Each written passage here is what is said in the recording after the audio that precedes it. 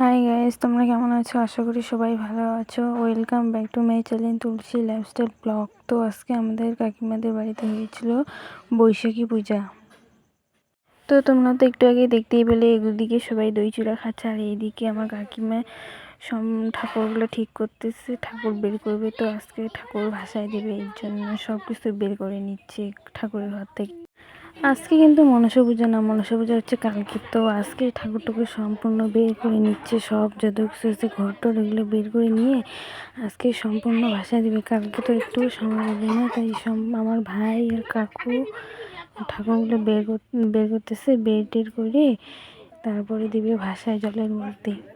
তো অনেক কষ্ট করে বের করতেছে, অনেক বড় বের করা হয়ে যাচ্ছে না। এইদিকে সবাই দেখতেছে অনেক কষ্ট করে ঠাকুরটা বের করলো। ভাই আর কাকু এখন নিয়ে যাচ্ছে বাইরে, সাইকেলে উঠাই দিল আর তিনজন মিলে ভাসাইতে যাবে। এখানে আছে ভাই, কাকু আর দাদু, তিনজন মিলেই যাবে ভাসাইতে।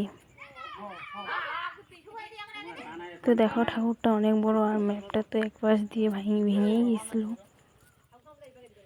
আর বিকালটা হয়ে গেল, তাই আমরা সবাই মিলে সবজি কাটতেছি, এগুলো রান্না করব। সবজিতে ছিল বাঁধাকপি, পটল, আলু আর লাউ। তো কাকিমা আর বোনও কাটতেছে, দাদু। আর আমি এইখানে করতেছি রান্না। আমি কিন্তু আজকে রান্না একাই করছিলাম, আর আমার ভাগ্নি আর বোনও আমাকে অনেক হেল্প করছিল, ওরা দুজন মিলে। তো দেখো এখানে আমি এখন ঘন্ট রান্না করতেছি। 13 আছে, 15, 16, 17, 18, 19। আমার রান্না হয়ে গেছে। দেখো এখানে ভাত, পাঁপড়, ঘন্ট আর ডাল, সব রান্না কমপ্লিট। এখন আমরা দেব খেতে, আমি, বুনু আর ভাইগিনি মিলে।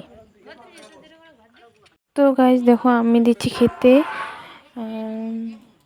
এখানে সবাই খাইতে বসছে। তো আজকের মতো বাই, গুড নাইট, দেখা হবে নেক্সট ব্লগে।